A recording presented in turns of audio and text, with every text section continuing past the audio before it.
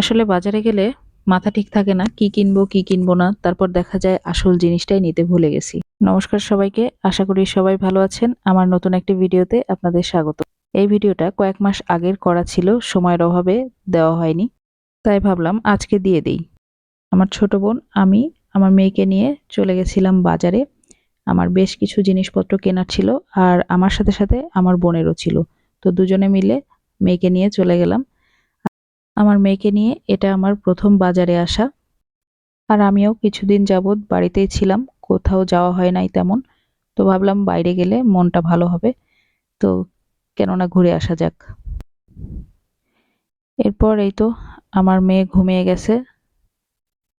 বাজারে এসেই এই দোকানটাতেই প্রথমে ঢুকলাম, যেহেতু এই দোকানটা একদম সামনেই ছিল। তো এখানেই যা যা কেনার ছিল এখান থেকে নিয়ে নিলাম।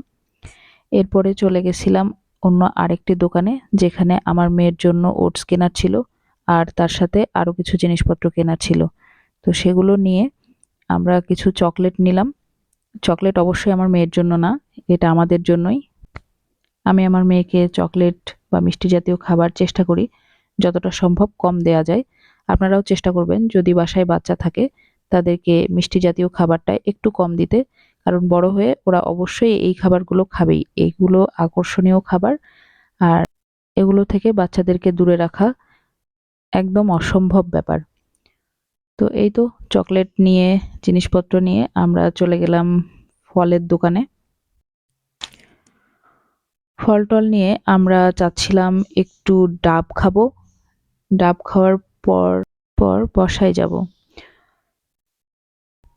এখানে দেখলাম যে একজন লোক বেল নিয়ে বসে আছে। দূর থেকে দেখে আমি কাছে আসলাম, ওনাকে জিজ্ঞাসা করলাম বেলগুলো গাছ পাকা কিনা। তো উনি বলল যে না, বেলগুলো গাছে পাকানো নয়, এগুলো জাগ দিয়ে পাকানো। তো এজন্য আর ইচ্ছে করলো না, কারণ জাগ দিয়ে পাকানো বেলে সেই টেস্টটা থাকে না। তো এখান থেকে আমরা ফল কিনেছিলাম, আর ডাবটাও এখান থেকেই নিয়েছিলাম। তো আদ্য যেহেতু ঘুমিয়েছিল, এটার শ্যুট করা হয়নি, কারণ আদ্য আমার কোলে ছিল। তো ওকে ২ হাত দিয়ে ধরেছিলাম, আর এক হাতে ধরেছিলাম, এক হাতে ডাব খাচ্ছিলাম। সো এজন্য শ্যুটটা নেওয়া হয়নি। এরপরে আমরা অন্য আরেকটা জায়গায় গেছিলাম। অনেকক্ষণ ঘোরাঘুরি করার পর আদ্য ঘুম থেকে উঠে গেছে। তো ওকে নিয়ে গেছিলাম আরেকটা দোকানে। সেখানে আমরা একটু সিঙ্গারা খেলাম।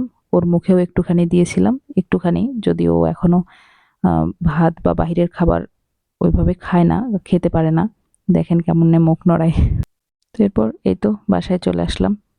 সবাই ভালো থাকবেন, সুস্থ থাকবেন। দেখা হবে পরের আরেকটি ভিডিওতে।